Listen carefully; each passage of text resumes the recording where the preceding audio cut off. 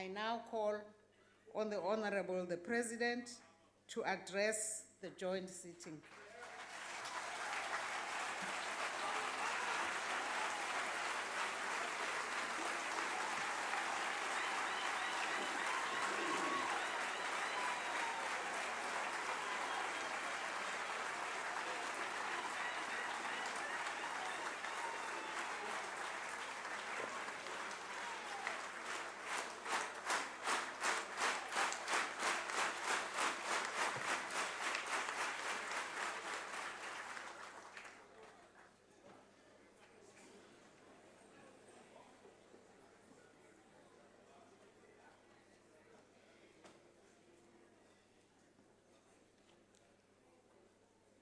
Speaker of the National Assembly, Ms. Bale Gambete, the Chairperson of the National Council of Provinces, Metandi Mudise, the Deputy Speaker of the National Assembly, and the Deputy Chairperson of the NCOP, Honorable Malema.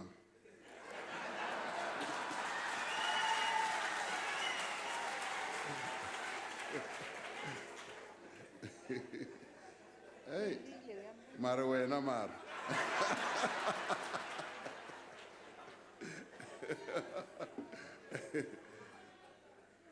Former President Thabo Mbeki,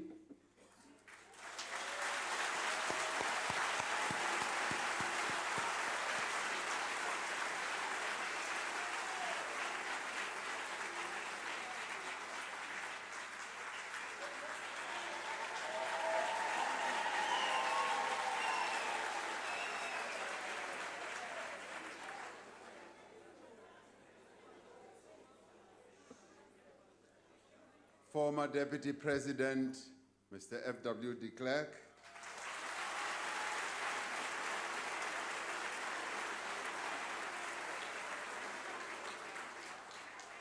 Chief Justice Mogoeng,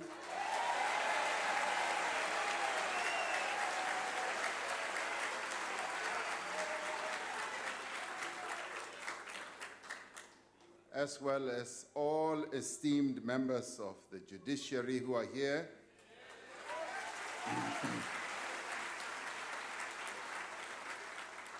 Ministers and deputy ministers, premiers, speakers of provincial legislatures, chairperson of SALGA, and all executive mayors present, the heads of our Chapter 9 institutions, chairperson of the National House of Traditional Leaders, leaders of faith-based organizations, former Speaker of the National Assembly, Dr. Frini Jinwala,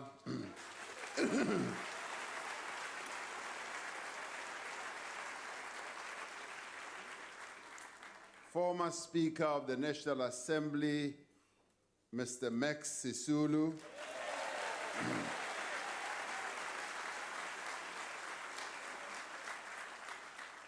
invited guests, veterans of the struggle for liberation, members of the diplomatic corps, honorable members, fellow South Africans. It is for me indeed a great honor and a privilege to have this opportunity to address you all and indeed the nation on this, the State of the Nation address. This address should have been delivered last week, but was delayed so that we could properly and carefully manage issues of political transition.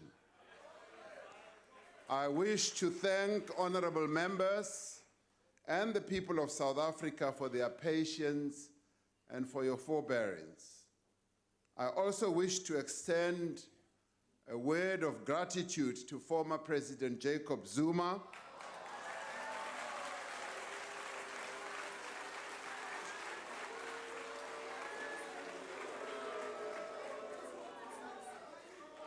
Yes, I do wish to thank former President Jacob Zuma for the manner in which he approached this very difficult and sensitive process. I also wish to thank him for the service to this nation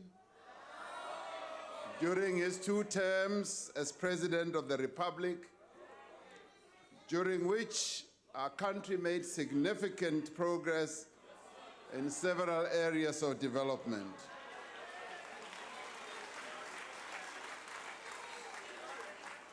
I spoke to President Zuma yesterday, and we exchanged wonderful pleasantries, and he wished us well for the holding of this SONA.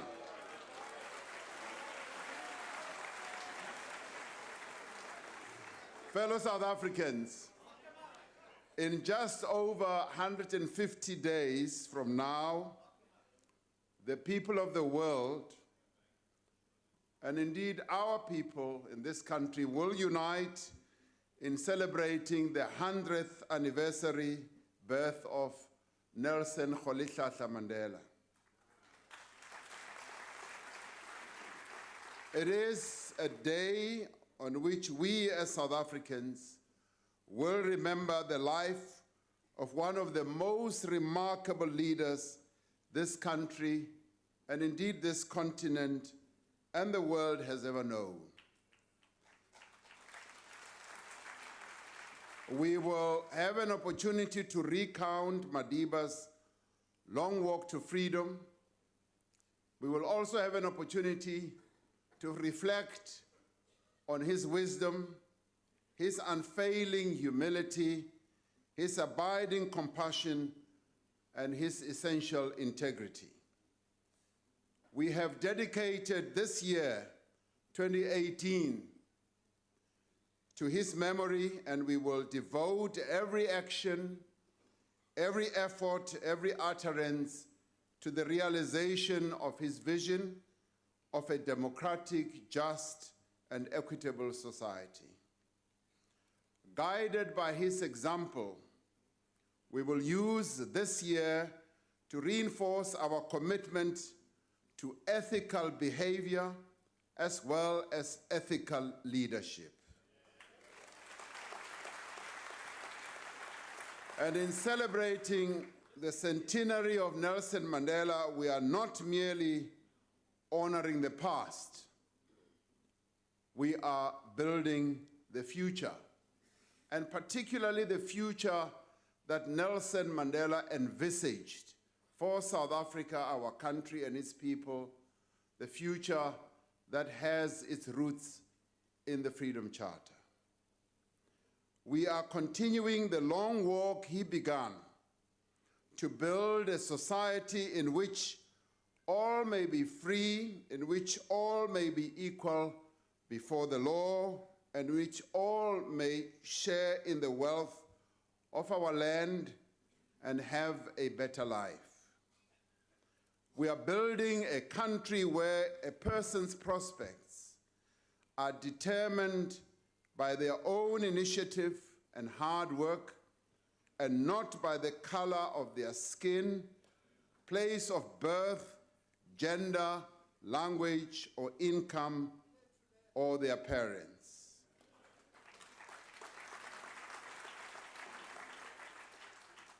Ek wil dit nou mooi in Afrikaans sê. Ons bou 'n land waar 'n persoon se vooruitsigte deur eie inisiatief en harde werk bepaal word, en nie volgens die kleur van hulle vel, geboorteplek, geslag, taal of inkomste van hulle ouers nie.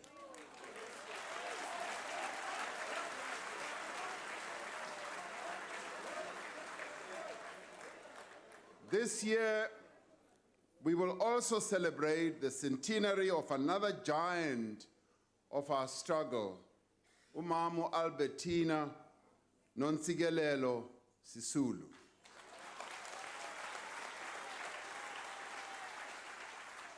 Through her amazingly remarkable life and outstanding contribution, she defined what it means to be a freedom fighter, a leader, and a diligent and disciplined servant of our people. Through the leadership qualities that Umamu Albertina Sisulu displayed, put on display for all of us to see, she embodied the fundamental link between national liberation and gender emancipation as well. As we mark her centenary, we reaffirm that no liberation can be complete and no nation can be free until its women are also free.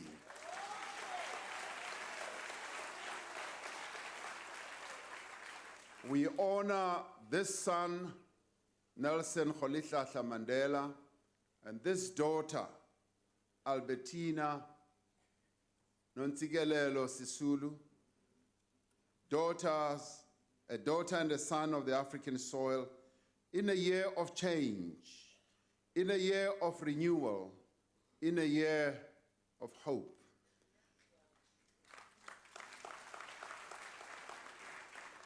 We will seek to honor them not only in word, but in deed as well,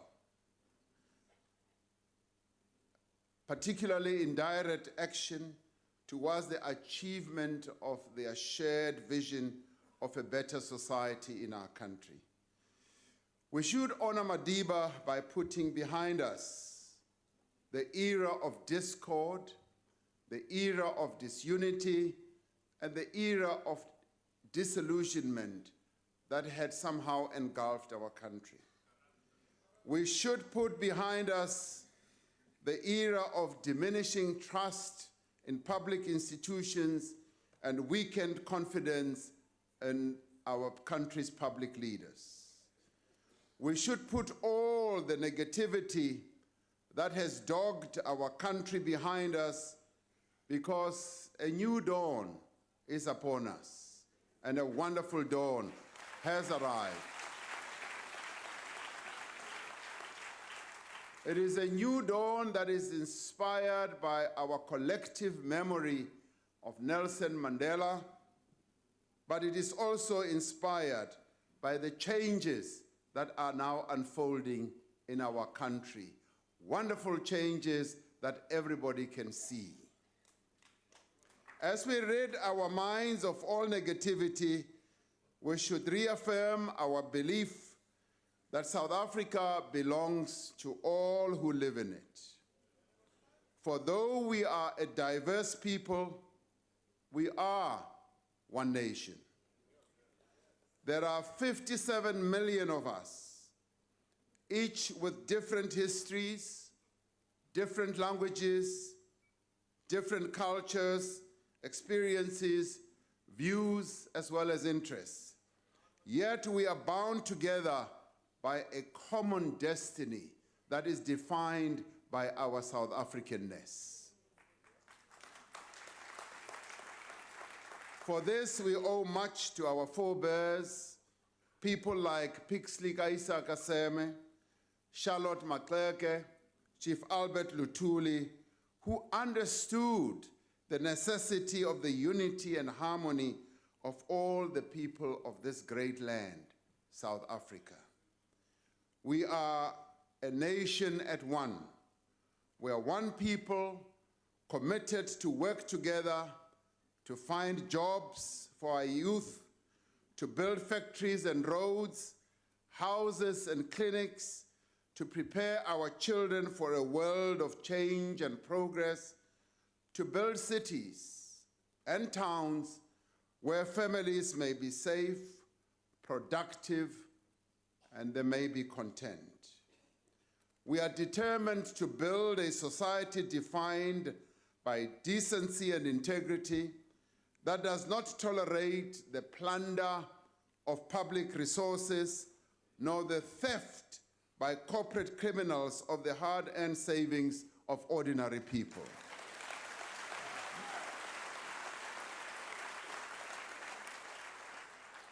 While there are many issues on which we may differ, on these fundamental matters, we are all at one. We know that there is still a lot that divides us. We are divided by history, we are divided by where we live, we are divided by our gender, we are divided by a whole range of things. We remain a highly unequal society in which poverty and prosperity are still defined by race as well as by gender. We have been given, all of us gathered here, members of this parliament, yes, indeed, all others who are also visitors here, and many of our people out there, we have been given the responsibility as South Africans to build a new nation, to confront the injustices of the past and the inequalities of the present. We are called upon to do so even as we face difficult conditions.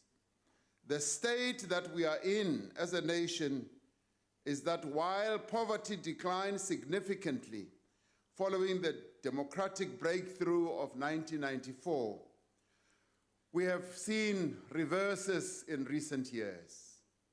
Poverty levels rose in 2015, unemployment has gone up and inequality has persisted. For several years, our economy has not grown at the pace needed to create enough jobs so that we can lift our people out of poverty. Public finances have been constrained, limiting the ability of government to expand investment in economic and social development. Despite these challenging conditions, we have managed, and this we managed working together to achieve progress in improving the lives of our people. Even under conditions of weak growth, our economy has created jobs, but not at the pace required to absorb new entrants into the labor market. This means that as we pursue higher levels of economic growth and investment, we need to take additional measures to reduce poverty and meet the needs of the unemployed in our country. Since the start of the current parliament, our public employment programs have created more than 3.2 million work opportunities. In the context of widespread unemployment, these opportunities continue to provide much needed income and relief. They also provide work experience and training to many South Africans who find opportunity to participate in them.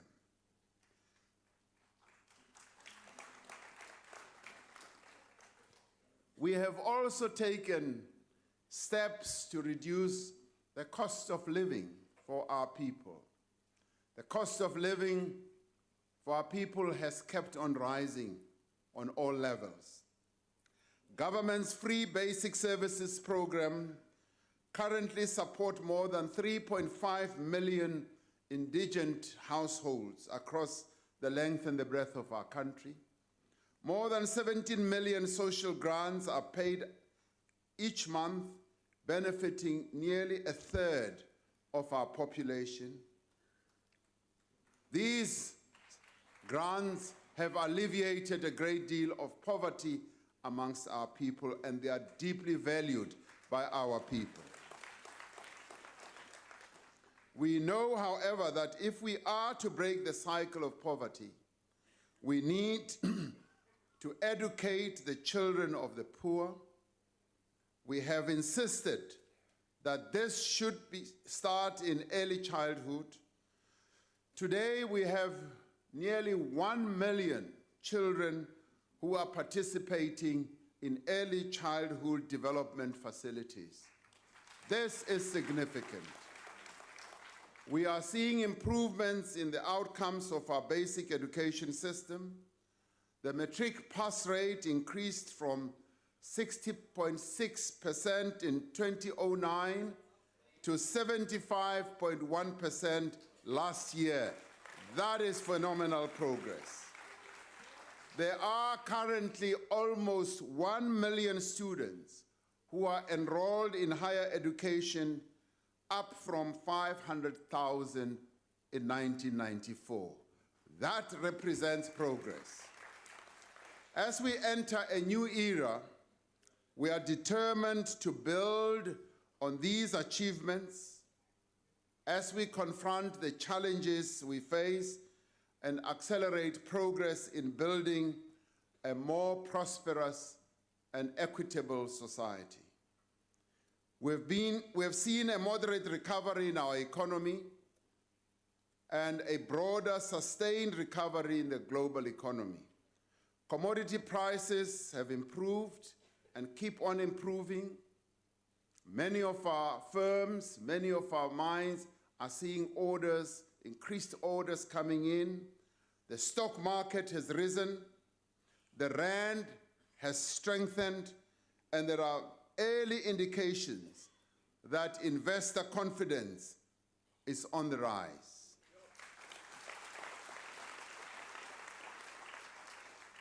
We have taken decisive measures to address concerns that have been raised by a number of stakeholders about political instability, and we are committed to ensure that there is policy certainty as well as consistency in a number of areas where there has been policy weakness and uncertainty. There is a greater sense of optimism amongst many of our people. Our people are hopeful about the future, and one sees it as one goes around. Business confidence among South African companies has improved, and it keeps improving. Foreign investors are looking anew at opportunities in our country. When we had the occasion, Madam Speaker, Chair of Provinces, when we had occasion to be in Davos, the World Economic Forum, we were able to interact with a number of international investors. And they said they're beginning to look at South Africa anew, with a new prism, and they can see that change is on the way in South Africa, and that is what they find attractive. There are some international banks who have identified South Africa as one of the hot emerging markets in 2018, and that is welcome news to our ears. Our task as South Africans is to seize this moment and not to pour cold water on this moment. Our task is to seize this moment of hope, this moment of renewal, and to work together to ensure that it makes a meaningful difference in the lives of our people. This year, we will be initiating measures to set the country on a new path of growth, employment, and transformation. We will do this by getting social partners in our country to collaborate in building a social compact on which we will create drivers for economic recovery in our country. We have to build further on the collaboration with business and labor to restore confidence and to prevent an investment downgrade once more. Tough decisions will have to be made to close our fiscal gap. We have to stabilize our debt and restore our state-owned enterprises to much better health. At the center of our national agenda in 2018 is the creation of jobs, especially for the young people in our country. We are going to embark on a number of measures to address the unemployment challenge. One of the initiatives we will embark on is to convene a job summit within the next few months to align the efforts of every sector and every stakeholder behind the imperative of job creation. Now, this is a response to a number of stakeholders in the labor movement and business who have said to us as government, what is needed to immediately and urgently address the challenge of jobs is to have a job summit where many South Africans will put their heads together and come up with solutions. The summit will look at what we need to do to ensure that our economy grows and becomes more productive, that companies invest on a far greater scale, and that workers are better equipped, and that our economic infrastructure is also expanded. We will expect this summit, yes, to come up with practical but urgent solutions and initiatives so that they can be implemented immediately. We will make a major push this year to encourage significant new investment in our economy. To this end, we will organize an investment conference in the next 3 months, targeting both domestic and international investors to market the compelling investment opportunities to be found in our country, and there are many such opportunities.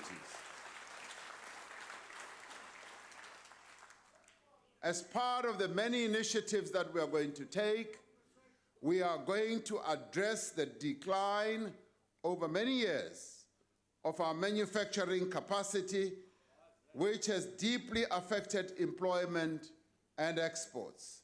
We will seek to re-industrialize on a scale and at a pace that draws millions of job seekers into the economy.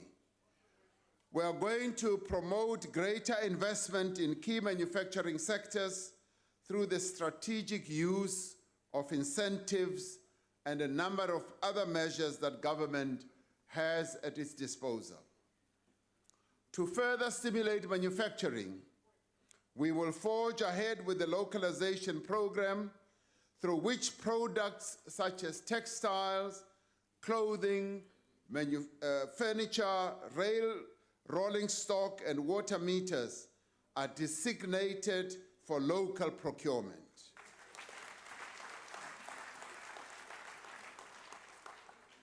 We have already spent 57 billion rand on locally produced goods that may have been imported from a number of countries, thus creating jobs in other countries where we import goods from. Special economic zones remain important instruments that we will use to attract strategic foreign and domestic direct investment, and also to build targeted industrial capabilities and to establish new industrial hubs throughout our country. Those hubs have already been identified. A number of them are already in construction. The process of industrialization must also be underpinned by transformation. Through measures like preferential procurement and the Black Industrialist Program, we are developing a new generation of Black and women producers that are able to build enterprises of significant scale and capability. We will improve our capacity to support Black professionals, and deal decisively with companies that resist transformation, and we will use competition policy to open up the market up to new Black entrants and invest in the development of businesses in our townships as well as in our rural areas. Radical economic transformation requires that we fundamentally improve the position of Black women and our communities in the economy, ensuring that they are owners, they become managers, they become active participants in the economy, and they become producers, and in the end, some of them may well become financiers as well. Our most grave and most pressing challenge is youth unemployment. It is therefore a matter of great urgency that we draw young people in far greater numbers into the productive economic activity of our country. Young South Africans will be moved to the center of our economic agenda. They are already forming a greater proportion of the labor force on our infrastructure projects and are the primary beneficiaries of programs such as the installation of solar water heaters and the war on leaks. We are taking steps and measures to involve our young people in economic activity because it is there that we face a great challenge with regard to unemployment.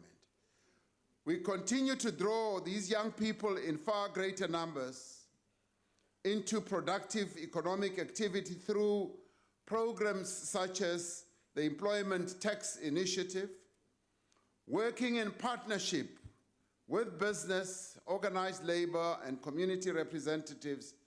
We are creating opportunities for young people to be exposed to the world of work through internships, through apprenticeships, through mentorships, and through entrepreneurship programs as well. Next month, we will launch the Youth Employment Service Initiative, which will place, yes, you ask how many, which will place unemployed youth in paid internships in companies across the economy. Together with our partners, we have agreed to create 1 million such internships in the next 3 years. If we are to respond effectively to the needs of young people, it is essential that they themselves articulate their views, their needs, and they are able to engage with government at the highest level. To this end, I will therefore be establishing a youth working group that is representatives of all young South Africans to ensure that our policies and programs advance their interests.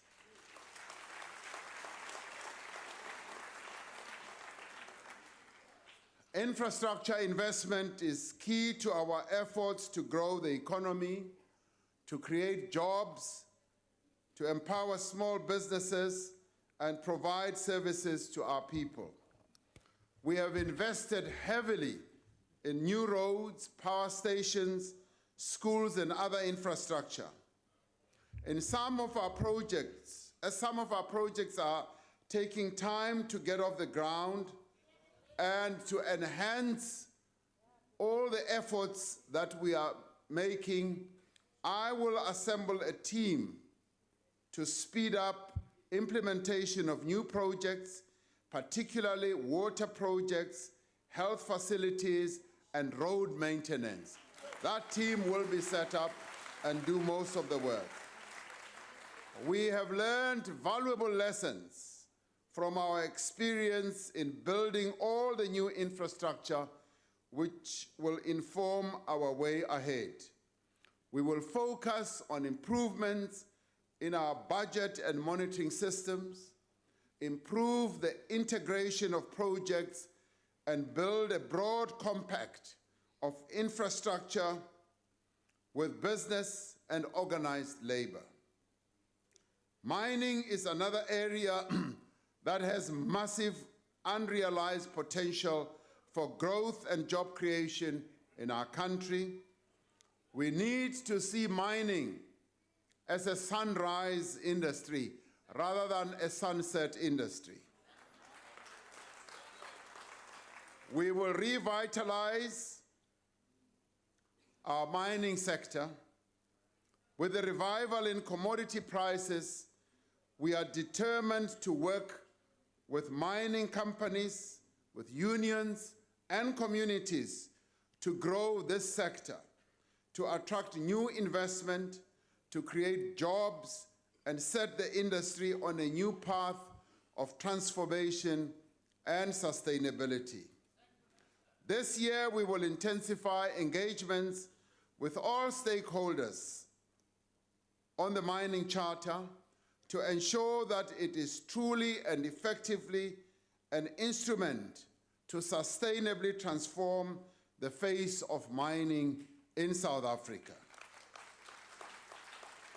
By working together in a genuine partnership, which is underscored by trust and a shared vision, I am certain that we will be able to resolve the current impasse and agree on a charter that both accelerates transformation and grows this vital sector of our economy. Processing of the MPRDA Amendment Bill through both Houses of Parliament is at an advanced stage, with an indication by Parliament that the bill will reasonably be finalized during the first quarter of 2018. The bill, once enacted into law, will entrench existing regulatory certainty, provide for security of tenure, and the advance of socio-economic interests of all South Africans. We are extremely concerned about the rising fatalities in mining, particularly this year. We call on mining companies to work together with all stakeholders to ensure that mine accidents are dramatically reduced this year.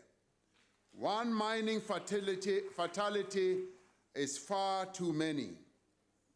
Ultimately, the growth of our economy will be sustained by small businesses, as is the case in a number of countries around the world.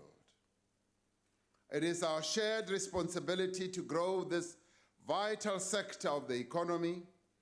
We will work with our social partners to build a small business support ecosystem that assists, that also nourishes and promotes entrepreneurs. Government will honor its undertaking to set aside at least 30% of public procurement to small and medium enterprises, to cooperatives, and to township and rural enterprises. We will also continue to invest in small business incubation, because it is through the incubation process that we have been able to see small and medium enterprises mushrooming throughout the country, supported through this incubation processes. We encourage big business to do the same and find ways on incubating small businesses and giving them maximum support. The establishment through the CEO initiatives of a small business fund, which currently stands at 1.5 billion rand, is an outstanding example of the role that the private sector can play in helping to develop small and medium enterprises. Government itself is finalizing a small business and innovation fund targeted at startups.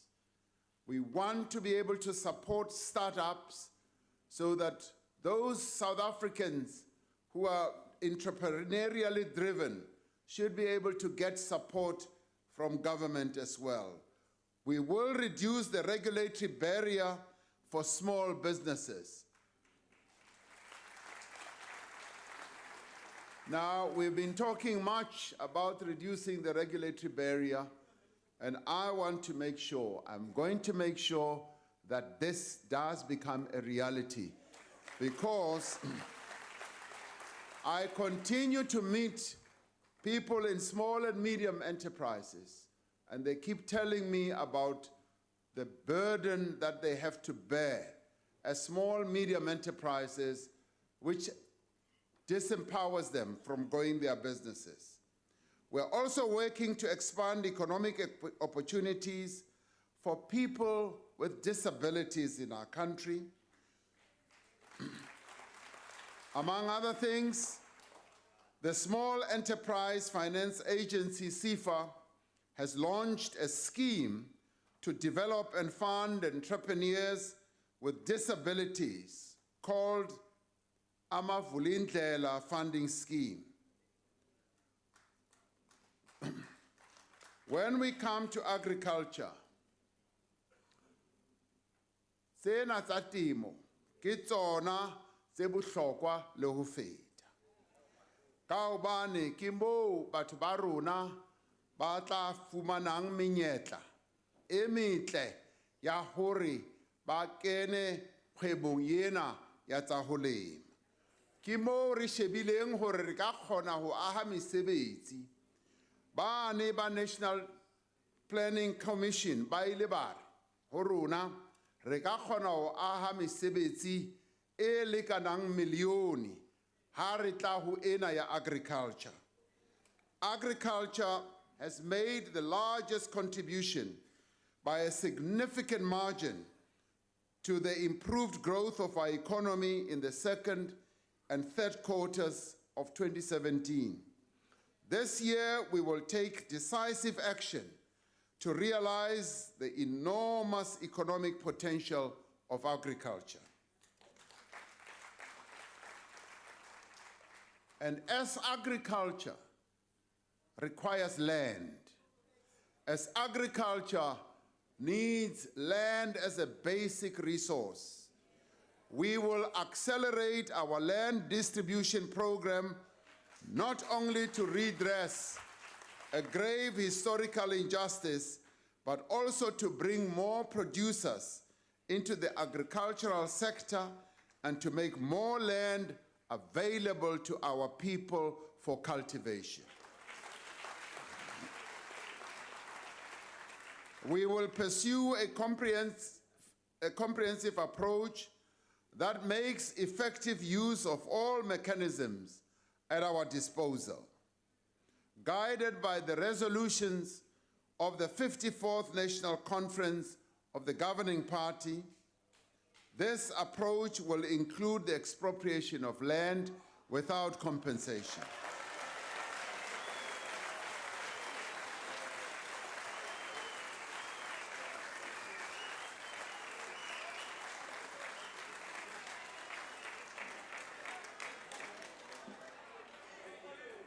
We are determined that this process of restoring land to our people should be implemented in a way that increases agricultural production, that also improves food security, and ensures in the end that agriculture becomes a growing sector of our economy.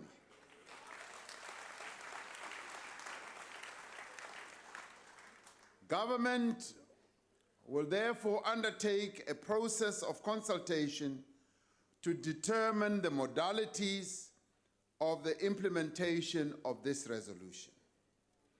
We make a special call on the financial institutions in our country so that they become our partners in mobilizing resources to accelerate land redistribution program, as increased investment will be required as we generate more growth in agriculture and treat agriculture as a job creator and a sunrise sector of our economy as well. Tourism is another area which provides our country with incredible opportunities to quite literally shine. Tourism currently sustains 700,000 direct jobs and is performing better than most other growth sectors in our economy. And there is no reason why we can't double the size of employed people in tourism. There's just no reason. We have the most beautiful country in the whole world, and we are the most hospitable people in the whole world. And there's no reason we cannot grow our tourism industry. South Africans, and I call on all South Africans to open their hearts, to open their rondavels as well, to open their arms and welcome visitors from all over the world. Let us make South Africa the real hub of tourism in the whole world.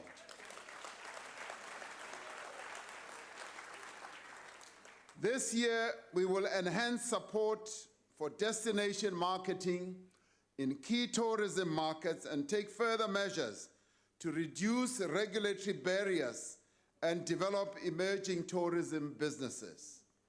We call on all South Africans to join us in this effort as we grow our tourism industry.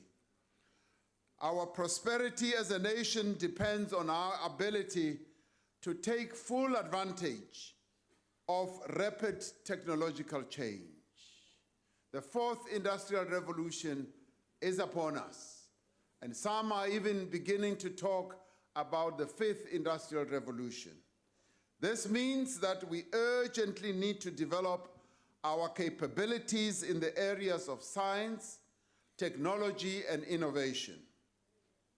Our SKA project, where our scientists, where our young people are excelling just beyond any imaginable limit, is already demonstrating to all and sundry across the world that South Africa and South Africans are well attuned to innovation and to technology. That is an area I would like to see us exploit so that we can grow our economy.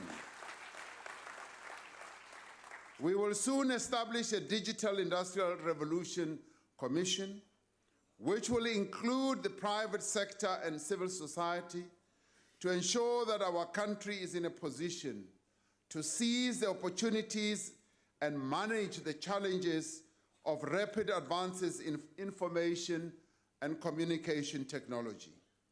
The drive towards digital industrial revolution will be underpinned by the availability of efficient networks. We will finalize our engagements with the telecommunications industry and other stakeholders to ensure that the allocation of the spectrum reduces barriers to entry, promotes competition, and reduces the cost to consumers in our country.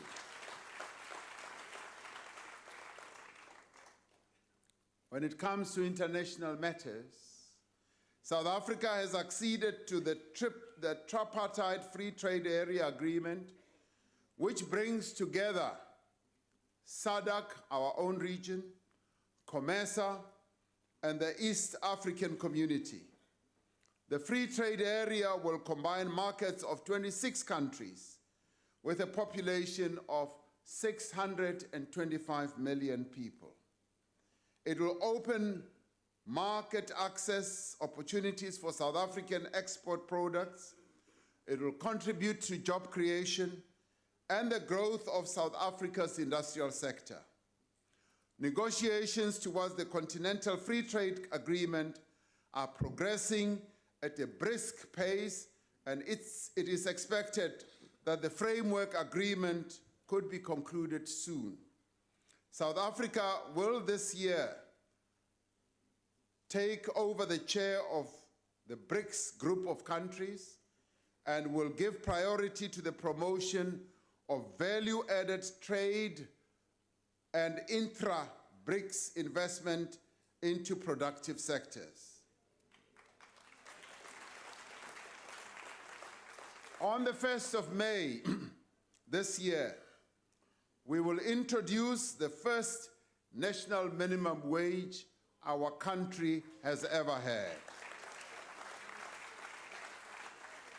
This historic achievement, a realization of one of the demands of the Freedom Charter, is expected to increase the earnings of more than 6 million working South Africans and improve the living conditions of households across the country. The introduction of this minimum wage was made possible by the determination of all social partners to reduce wage inequality while maintaining economic growth and employment creation. It stands as another example of what is possible when South Africans engage in meaningful dialogue to resolve differences and difficulties and problems that would have been thought to be intractable to resolve. To ensure greater coherence and consistency in the implementation of our economic policy and to ensure that we are better equipped to respond to the changing, continuously changing economic circumstances, I will be appointing a Presidential Economic Advisory Council that will assist us and advise us in crafting our economic policy. This council will draw on the expertise and capabilities that reside in labor, that reside in business, that reside in civil society, as well as academia. The country remains gripped by one of the most devastating droughts in a century, which has severely impacted our economy, which has also negatively impacted our social services and agricultural production. The drought situation in the Western Cape, as well as in the Eastern Cape and Northern Cape, has been elevated to a national state of disaster. This gives the national government the authority to manage and coordinate our response nationally with the support of all our provinces. This will also ensure that we also heighten integrated measures to support the provinces that are hardest hit. We are looking at activating the necessary extraordinary measures permitted under legislation. I commend the people of Cape Town and the rest of the Western Cape for diligently observing water-saving measures.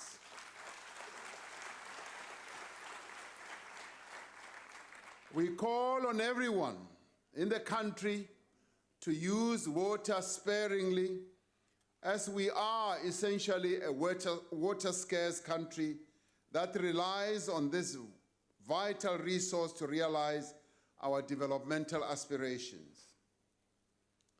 On the 16th December last year, former President Jacob Zuma announced that government would be phasing in fully subsidized free higher education and training for poor and working-class South Africans over a 5-year period.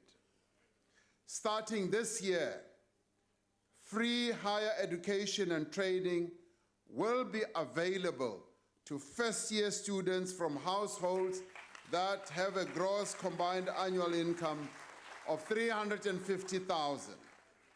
The Minister of Higher Education and Training will lead the implementation of this policy, while the Minister of Finance will clarify all aspects of the financing of this scheme during the budget speech next week.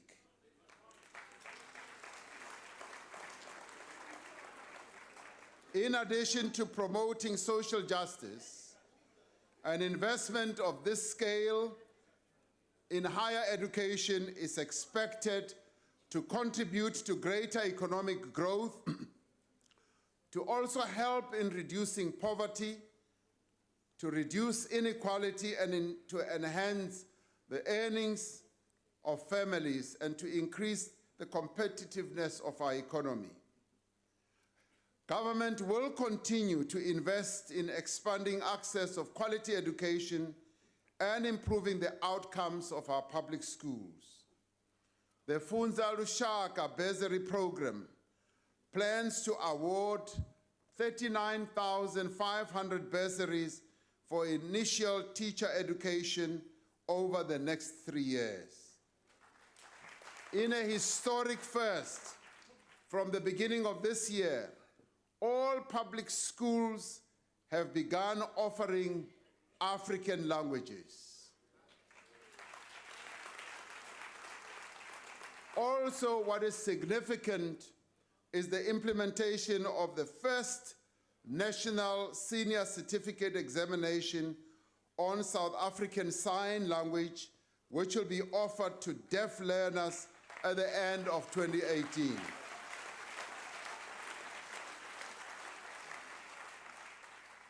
The Accelerated Schools Infrastructure Delivery Initiative, ACIDI, program continues to deliver modern facilities to our schools, particularly in the rural areas and underprivileged urban areas across the length and the breadth of our country, with at least 187 schools being completed to date.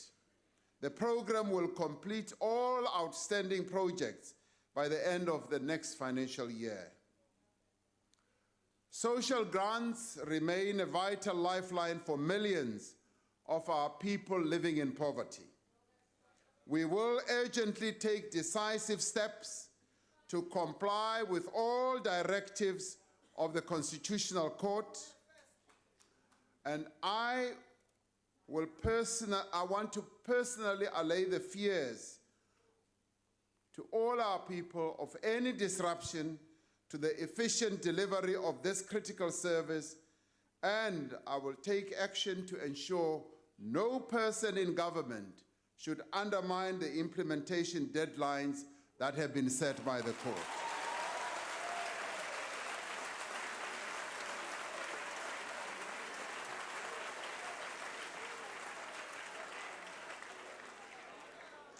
We will finalize work on a permanent public sector-led hybrid model, which will allow a set of public and private sector service providers to offer beneficiaries maximum choice, access, and convenience. This year, we will take the next critical steps to eliminate HIV from our midst. By scaling up our testing and treating campaign, we will initiate an additional 2 million people on antiretroviral treatment by December 2020.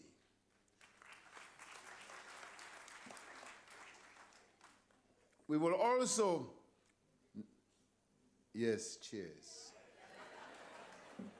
We will also need to confront lifestyles, diseases such as high blood pressure, diabetes, cancers, and cardiovascular diseases. In the next 3 months, we will launch a huge cancer campaign similar to the HIV counseling and testing campaign that we launched. This will also involve the private sector, as we need to mobilize all resources in our country to fight this disease. The time has now arrived to finally implement the universal health coverage through the National Health Insurance. The bill is now ready to be processed through government and Parliament will have the bill submitted to it in the next few weeks. Certain NHI projects targeting the most vulnerable people in society will commence in April of this year. In improving the quality of life of all South Africans, we must intensify our efforts to tackle crime and to build safer communities. During the course of this year, the community policing strategy will be implemented with the aim of gaining the trust of the community and to secure their full involvement and cooperation in the fight against crime.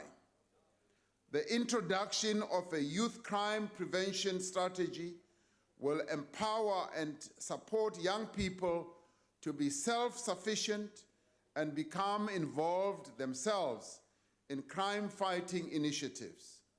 A key focus this year will be the distribution of resources to police station level.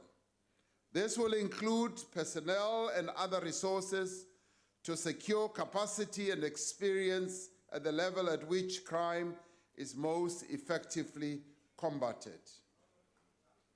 In recognizing the critical role that NGOs and community-based organizations play in tackling poverty, inequality, and related social problems, we will convene a social sector summit during the course of this year.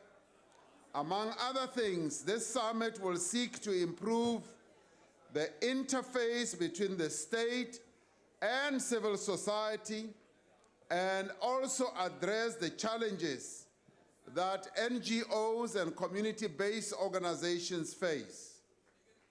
Building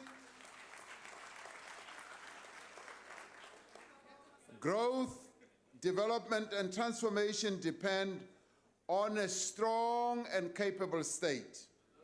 It is critical that the structure and the size of the state is optimally suited to meet the needs of the people and ensure the most efficient allocation of public resources.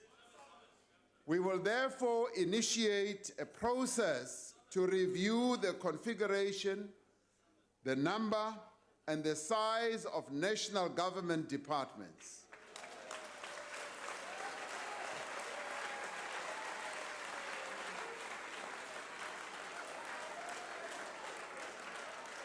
Now,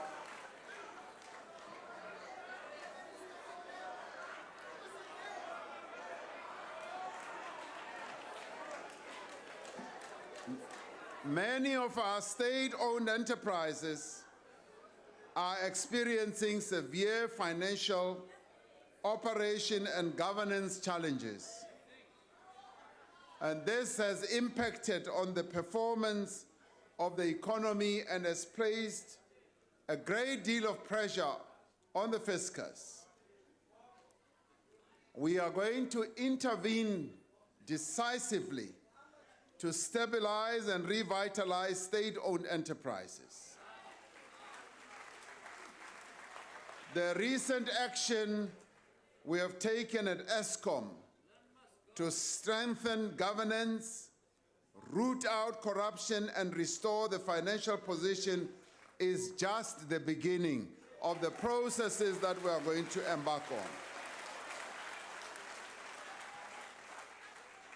Government will take further measures to ensure that all state-owned enterprises fulfill their economic as well as their developmental mandates. We will need to confront the reality that the challenges at some of our SOEs are structural, that they do not have sufficient revenue streams to fund their own operations. These SOEs cannot borrow their way out of their financial difficulties, and we will therefore undertake a process of consultation with all stakeholders to review the funding model of our SOEs as well as other measures. We will change the way that boards are appointed so that only people with expertise, experience, and integrity serve on these vital positions.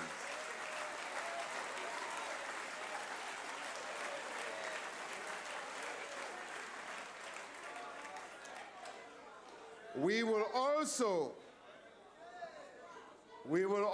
remove board members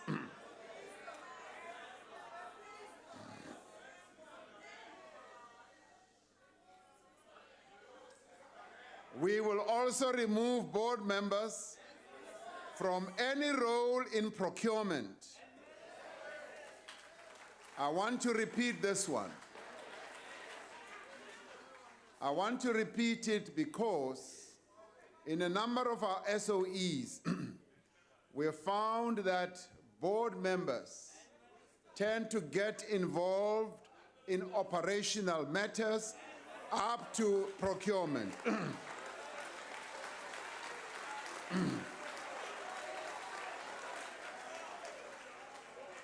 So we will remove the participation of our board members from procurement and work with the Auditor General to strengthen external audit processes. As we address challenges in specific companies, work will continue on the broad architecture of state-owned enterprises to achieve better coordination, oversight, and sustainability. This is the year in which we will turn the tide on corruption in our public institutions.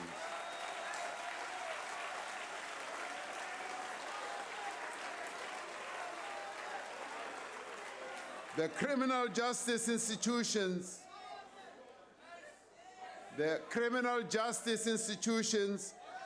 have been taking initiatives that will enable us to deal effectively with corruption.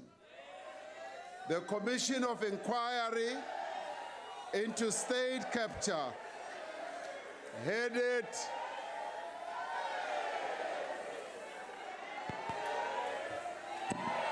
Order, honorable members. I can tell the president's voice is getting tired. Now you are competing with him. Please proceed, Honorable President.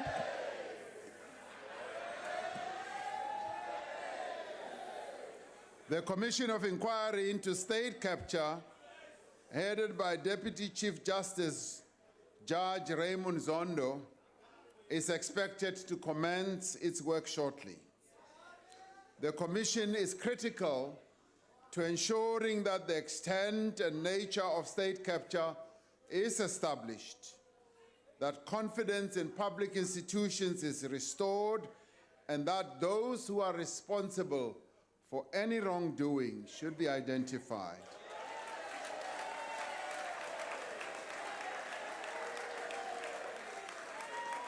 Now, the Commission itself should not displace the regular work of the country's law enforcement agencies in investigating and prosecuting any of the acts of corruption. We must fight corruption, we must fight fraud and collusion, as well as in the private sector, with the same purpose and intensity that we want to fight it in the public sector. We must remember that every time someone receives a bribe, there is someone who is prepared to pay it. We will make sure that we deal with both of them in a very effective manner. We urge professional bodies as well as regulatory authorities to take actions against members who are found to have acted improperly and unethically as well. This requires that we strengthen law enforcement institutions and that we shield them from any external interference or manipulation. We will urgently attend to the leadership issues at the National Prosecuting Agency Authority to ensure that this critical institution, is stabilized and able to perform its mandate unhindered without any fear of favor or prejudice. We will also take steps to stabilize and strengthen vital institutions like the South African Revenue Service. We must understand that tax morality is dependent on an implicit contract between taxpayers and government that state spending provides value for money and is free from corruption. At the request of the Minister of Finance, I will shortly appoint a commission of inquiry into tax administration and governance of SARS to ensure that we restore the credibility of the service and strengthen its capacity to meet its revenue targets.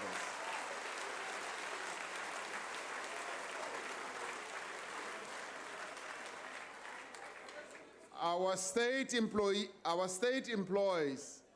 some 1 million public servants. The majority of our public servants serve our people and our nation with diligence and commitment, and they need to be applauded for that service they give. However, we know the challenges that our people face when they interact and interface with the state. In too many cases, they often get poor service or no service at all. We want our public servants to adhere to the principle of Batupili, of putting our people first. Lava batirelako ba itirelako hinkwerhu. Hi lava ku ri loko ba itirela ba tiva ku ri vanhu ba lava ku ri ba va tirhela kahle. Ba endla swilo swa khwatsi swi vonaka ku ri bona vanhu lava ba tirhelaka government ya hina va tirha mitirho ya kahle swi vonwa hi vanhu hinkwavo. We are determined that everyone in public service should undertake their responsibilities with efficiency, diligence, and integrity.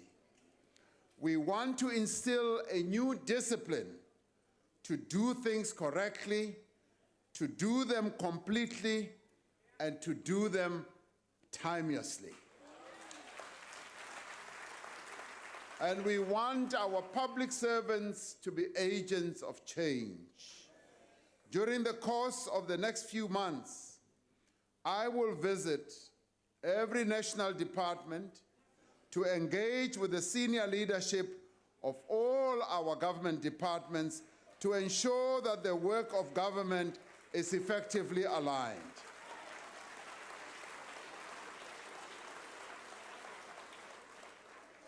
I will also find time to meet provincial and local government leaders to ensure that the state in its entirety responds to the pressing needs of our people.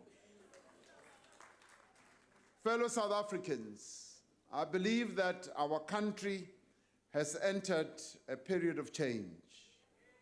While change can produce uncertainty, while change can also produce anxiety, it also offers us a great opportunity for renewal, for revitalization, and also for progress. Together, we are going to make history in our country. We have done it before. We have done it before, and we can do it again. Bonded by our common love for our country, our love for our people, resolute in our determination to overcome the challenges that lie ahead, and convinced that by working together we will build the fair and just, decent society to which Nelson Mandela dedicated his life. As I conclude, allow me to recall the words of the late, great Bra Thuma Sekela. In his song, Thuma Mina, he anticipated a day of renewal, of new beginnings. He sang, I wanna be there when the people start to turn it around.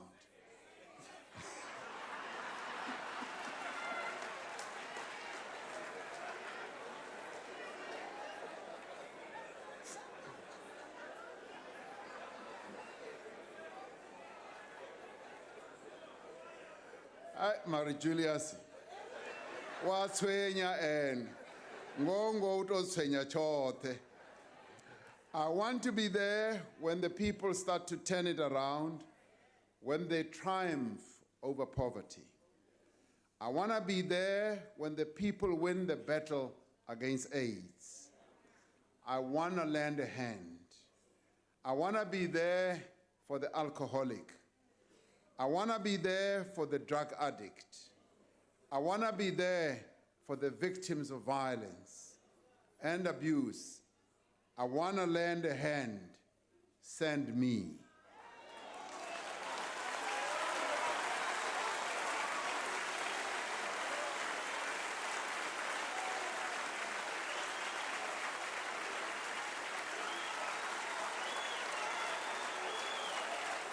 I haven't finished.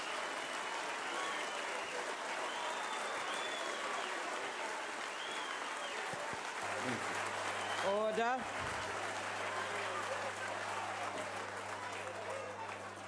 As I conclude, we are at a moment in the history of our nation when the people, through their determination, have started to turn our country around. We can envisage the triumph over poverty. We can see the end of the battle against AIDS. Vatu baashu ba khori ba kotoda shango helinoni lechi ba shango liswa lechi ba shango labudi lechi ba shango linela do disera batu bote baashu zabudi. Now is the time where all of us should lend a hand. Now is the time for each one of us to say, South Africa, send me. Now is the time for all of us to work together. Sifikile isikhathi sokuthi sibambane izandla. Sisebenze sonke. Sibeke iNingizimu Afrika phambili. This is now the time where we should honor the memory of Nelson Mandela to build a new, better South Africa for all our people. Now is the time. Thank you very much.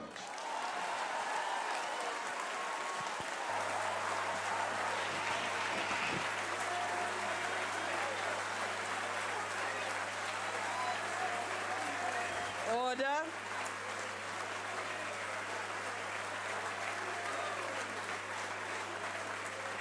Thank you very much. Order. Order.